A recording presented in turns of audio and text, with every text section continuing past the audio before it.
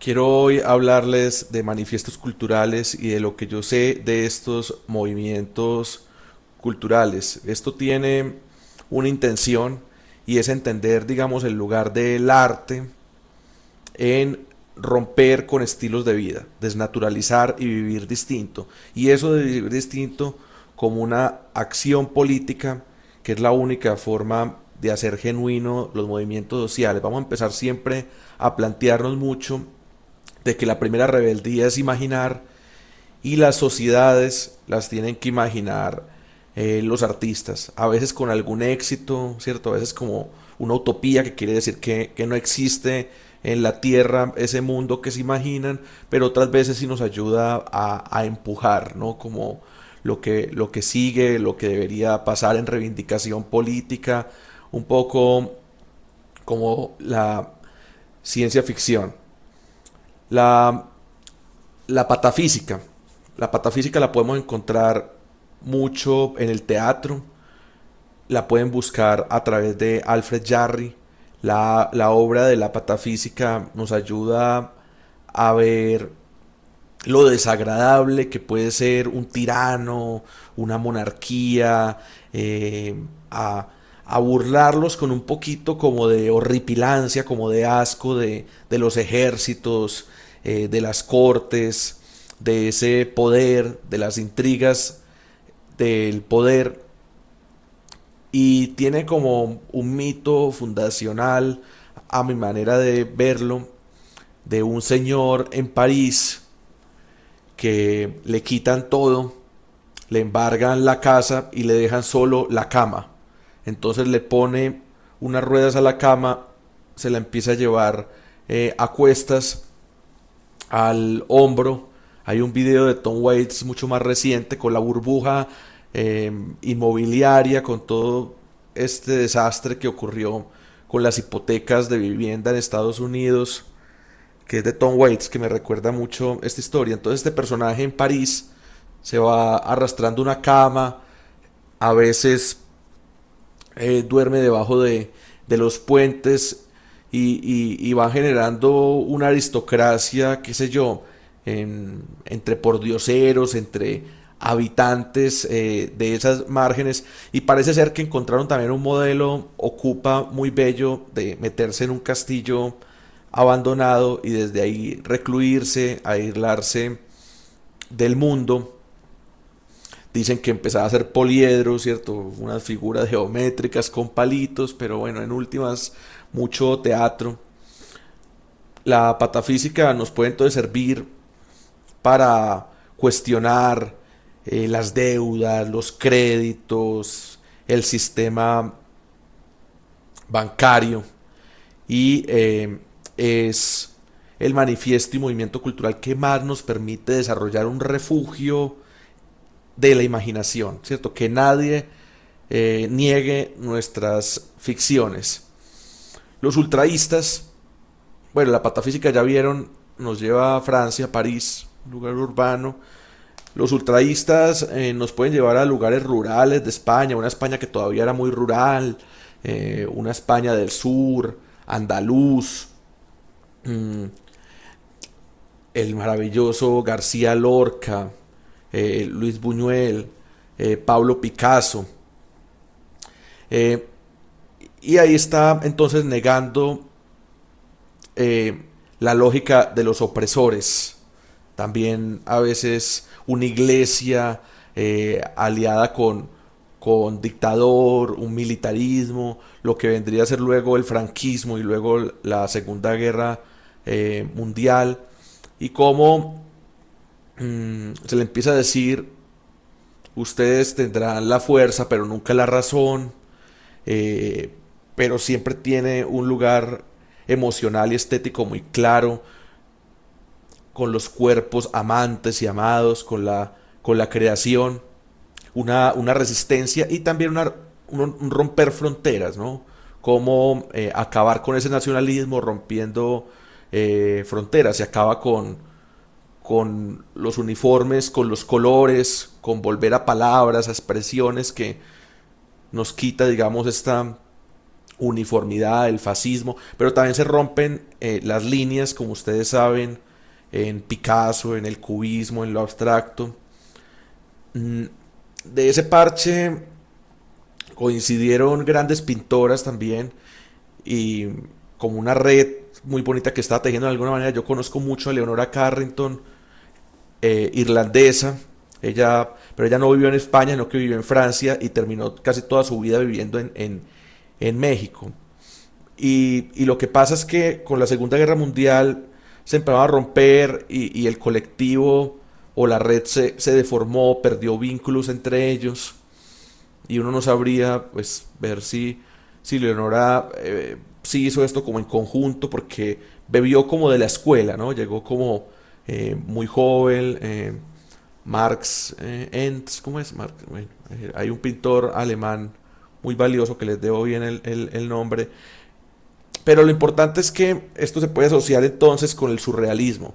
Pero lo que pasa es que el surrealismo, eh, sobre todo con la historia que yo conozco como en cabeza de Salvador Dalí, se despolitizó para ser mucho más cómodo para el mercado y para una gran burguesía y con eso rompió un poquito como con la idea que estaba en textos más académicos de Breton y entonces este surrealismo se quedó un poco vacío. Me parece que la fuente, la matriz, deberíamos de llamarla más como ultraísmo. Pero esa misma célula, no importa si la queremos llamar ultraísmo o surrealismo, mmm, que nos ayuda, digamos, a desnaturalizar lo que está pasando con una ficción, con otros códigos, con otra realidad, esto también para resistir al opresor. Luego llega muy bien a Latinoamérica con ahí fecunda esa célula, el realismo mágico, el infrarrealismo de Bolaño, y llega al cono sur directamente, dice, con la palabra ultraísta a donde Borges. Los nadaístas y los beats empieza a ser como aún con más claridad un asunto del Forever Young, de Bob Dylan. Claro que el mejor exponente, pues, o más claro, fue Kerouac, Gilbert, que no me gusta tanto, pero hacían parte de un mismo parche donde por ahí estaba revoloteando Johnny Cash, era como unos parches de trovadores, pero también tenía muchos escritores. Eh, y se estaban oponiendo a las farsas de la sociedad. Eh, bueno, esos Estados Unidos, ese mundo adulto, recatado, donde todo perdía sentido y la gente como que se moría en vida a partir de, qué sé yo, del televisor, de la rutina, de la compra de electrodomésticos, de los consumos, de trabajos que no le gustaban a la gente. Eh, Tanto los nadadistas como los beats reivindican el ocio, la vagancia, el placer. Entonces se cuestiona mucho la familia y el trabajo. Pero hay que recordar que podía haber mucha dedicación a la obra, ¿cierto? Y investigadores, escritores, periodistas en esto que igual eran capaces de trabajar duro, pero era un sistema el que sí, yo creo que por ejemplo el nadaísmo en algún momento era como no vale la pena los trabajos, lo que hay que hacer es arte, ¿cierto? Y a veces con los trabajos no se deja eh, obra. Se adelantaron a su tiempo. Aquí el nadaísmo en Medellín, con eh, Gonzalo Arango, Jaime Jaramillo, mmm, podía estarse adelantando, mostrando que esta era una ciudad que iba a terminar siendo tremendamente contaminada, que se iba a quedar sin aire, donde no se podía respirar. Los Beat con un libro como La Carretera, mostraban, por ejemplo, lo injusto que iba a ser el tratamiento de Estados Unidos a los migrantes mexicanos. Reivindicaba eso.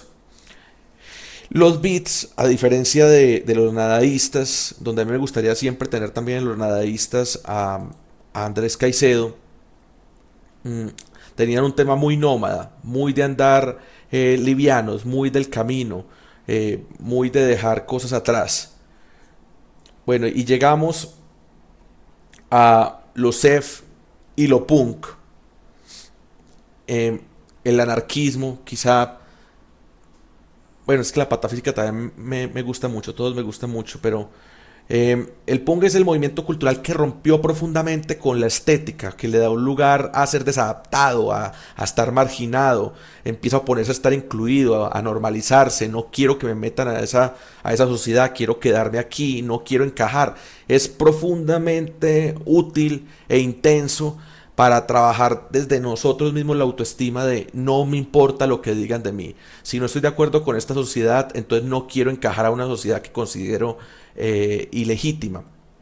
Y entonces tiene este concepto del underground, que es como lo subterráneo, lo clandestino, esta oscuridad de ciudades.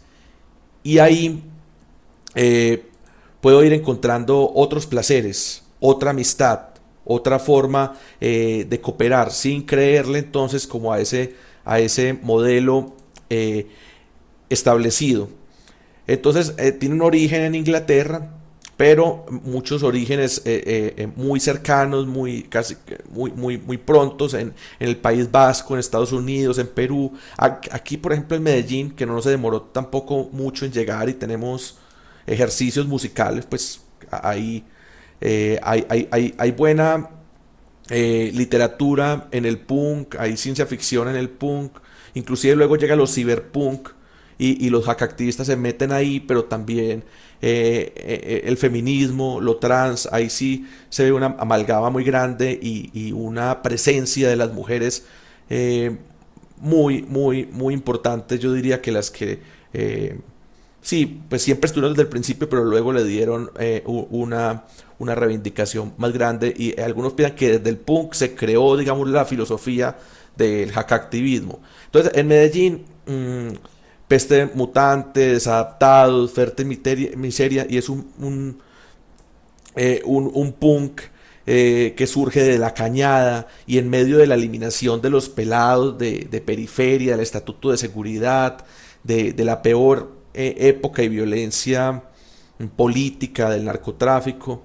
Y ustedes saben que entonces esto bebe del anarquismo y el anarquismo en la música, que a veces el hip hop también tuvo eso. El hip hop tenía un tema mucho más étnico, ¿cierto? Con ser negro en Estados Unidos.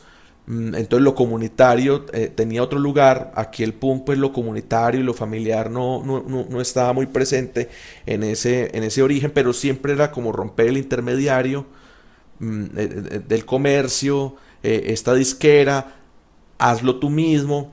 Y por supuesto entonces el anarquismo en la base es no esperar a que el Estado llegue, romper con unas normas, no dominar y que no te dominen, romper entonces con unas jerarquías. Y en Sudáfrica, o Sudáfrica, el país, nace los CEF y nace en la periferia. Y aquí CEF viene de una palabra Zafiro o Zafiro, que era un carro de clase media, barato.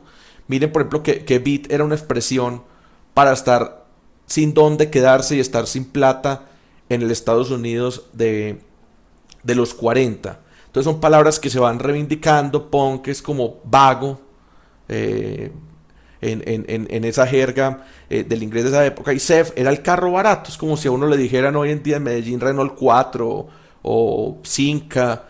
Bueno, ya no sé qué, Chevette, ¿cierto? Pues es una forma de referirse a alguien ahí como en ascenso social, como clase media baja, como medio ordinario.